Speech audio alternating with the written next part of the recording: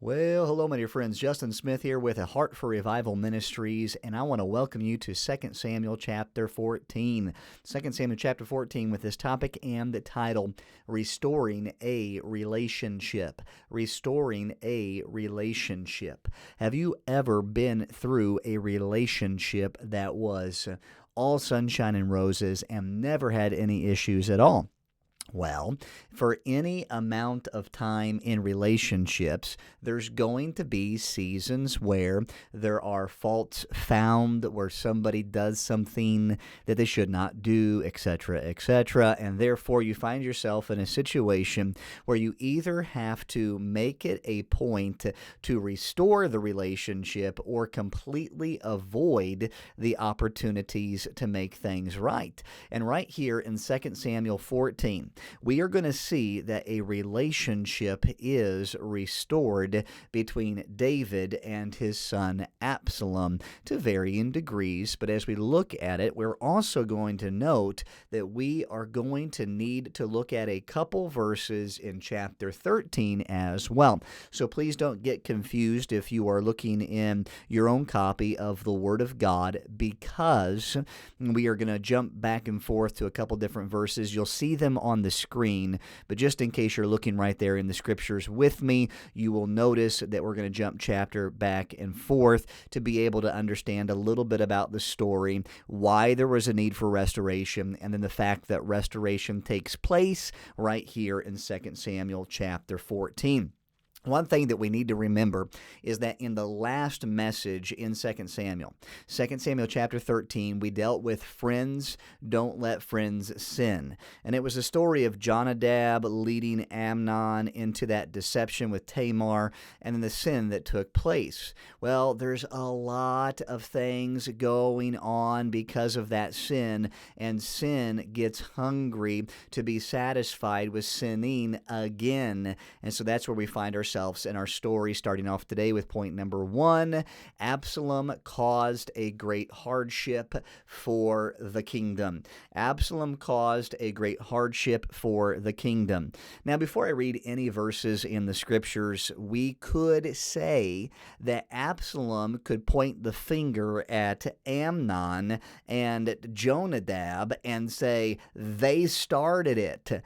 But Absalom had a choice, and he acted upon his anger and therefore ended up killing, or by his words, others acted upon them and killed the very Amnon of the story of last chapter, and therefore Absalom caused a great hardship for the kingdom. Notice what it says in 2 Samuel, going back to chapter 13, verse 28. Now Absalom had commanded his servants, saying, Mark ye now, when Amnon's heart is merry with wine, and when I say unto you, smite Amnon, then kill him. Fear not, have not I commanded you? Be courageous and be valiant. And so we see that this hardship in the kingdom is going to come because of the sin of others, but yet the sin of Absalom to take another man's life, to take matters into his own hands. That leads me to point number 2, Absalom ran. You don't need to run if you're not guilty, okay? Now, we do recognize that there are situations in the scriptures where somebody ran because they were not guilty and they were okay in running, i.e. David, Absalom's daddy, okay? So he ran because his life was being threatened because he did nothing wrong. But now we find out that Absalom is running because he did something wrong. And in this aspect, you don't need to run if you're not guilty, okay? So notice what it says in chapter 13. Look at verse 34. We're still in the former chapter for a few more verses. But Absalom fled, and the young man kept the watch, lifted up his eyes and looked, and behold, there came much people by the way of the hillside behind him. And Jonadab said unto the king, Behold, the king's sons come, as thy servant said, so it is. And it came to pass, as soon as he had made an end of speaking, that, behold, the king's sons came, and lifted up their voice, and wept. And the king also and all his servants wept very sore. But Absalom fled, and went unto Talmai, the son of Ammihud, the king of Gesur, and David mourned for his son every day. So Absalom fled and went to Gesur, and was there 3 years. And the soul of King David longed to go forth unto Absalom. I know where he's at. I want to go, for he was comforted concerning Amnon, seeing he was dead. So as we consider all of these verses that we just read in chapter 13 of 2 Samuel, we will be jumping into chapter 14 very soon. But first, let me recap, okay? There is a need for a relationship to be restored because Absalom caused a great hardship for the kingdom. Absalom ran because he was guilty of taking somebody else's life, and he's hiding in another place for 3 years. His father David longs to go and see him. David is comforted because Amnon is dead. There's nothing more David could do concerning Amnon and the situation. So now the whole goal is to see a relationship restored, which leads to our third point. Joab became a mediator of better things. Joab became a mediator of better things.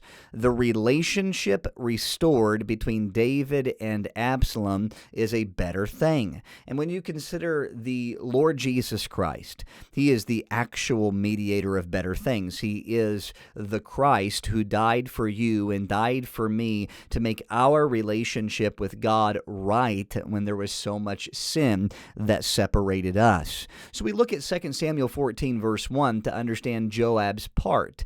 Joab, the son of Zeruiah, perceived that the king's heart was toward Absalom, meaning, I love my son. I want to see him. I miss him. I'm for him. I'm not going to take his life. Verse number 20, as we skip ahead in chapter 14, to fetch about this form of speech hath thy servant Joab done this thing.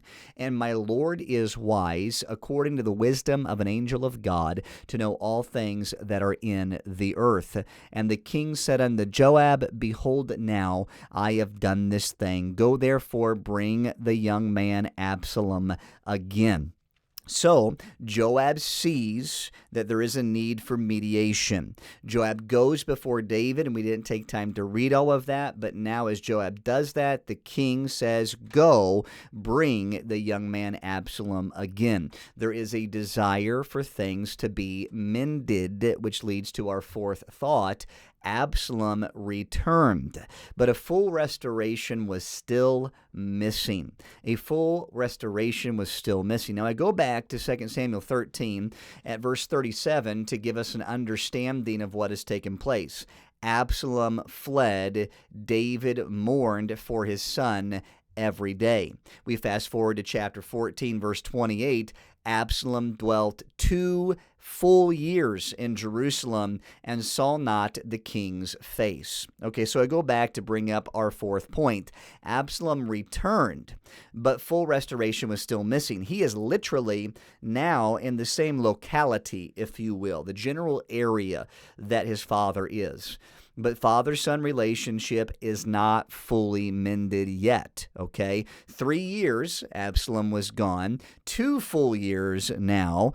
Well, they're closer to restoration, but full restoration was missing, which leads us to our fifth point, restoration completed. Isn't it a grand day when full restoration has taken place in a relationship? Notice what it says in verse 31 of 2 Samuel 14. Then Joab arose, came to Absalom unto his house, and said unto him, okay, Absalom being that mediator, but yet there was something that took place with the fire in the field. Wherefore have thy servants set my field on fire? And Absalom answered Joab, Behold, I sent unto thee, saying, Come hither, that I may send thee to the king to say, Wherefore am I come to Geshur? It had been good for me to have been there still. Now therefore let me see the king's face, and if there be any iniquity in me, let him kill me. Okay, so what we have is very interesting, okay? I have come from Geshur, says Absalom, but why am I here? Okay, we haven't looked upon each other for 2 years. Absalom dwelt in Jerusalem 2 full years and saw not the king's face. And now Absalom is having to get the attention of Joab just so Joab can be that go-between between David and Absalom. And with that dramatic display of setting Joab's field on fire, he now has a face-to-face with Joab, and we read this in verse 33. So Joab came to the king and told him, and when he had called for Absalom, meaning Absalom is like, why am I here? Let's get together. Absalom, he came to the king and bowed himself on his face to the ground before the king, and the king kissed Absalom. And what we find in the end of this chapter is that reunion, that desire to be together, or else why am I even in close proximity? Why did you bring me back if I'm just left here to not see the king's face? I want to see the king's face. And so with that desire explained, that desire was pursued, and now here at the end of the story we see a relationship restored, the restoring of a relationship. The father is kissing the son. The father is embracing the son. And how many stories have we in the Word of God where that takes place? You have the idea of that taking place with the prodigal son, when his son was lost and he was found. He ran, he fell on his neck and kissed him. The prodigal son is welcomed home. And now we find after 5 years, Absalom is accepted back in. Okay, it's going both ways, right? This whole story is going both ways. If you read into it, you have Absalom running. He ran because he was guilty. You have the king weeping because of Amnon's death and Absalom running. You have the situation of, David knowing where Absalom is but not going there for 3 years. And finally, Joab goes and brings him back. And for 2 years, Absalom is close, but yet they still don't get together. And maybe there's emotions in David's heart. Maybe there are feelings that are brought back up in his mind and his emotions that he can't control. And finally, with a dramatic fire incident, Joab's attention is gained by Absalom. Absalom comes to David. David accepts Absalom in, and David kisses his son Absalom. There is a relationship that is restored. Absalom is a very handsome young man. Absalom is threatening the kingdom with who he is and what he is able to do. And this doesn't mean, just because a relationship is restored at this point, this doesn't mean that everything is going to continue in a great way or fashion. There could be some things that take place from this point forward that are going to be a detriment to the kingdom. But in the meantime, there is excitement. In the meantime, there is a relationship restored before the stealing of the kingdom commences. So we consider this moment. We embrace this moment. We say, thank you, Lord, for this time. And as you consider your relationships, however vast they are, when you consider your relationships, however big they are or small they are, whoever it is, whether it's a spouse, a child, a relative, a friend, you must recognize God is the healer of broken hearts. God is the mender of broken relationships.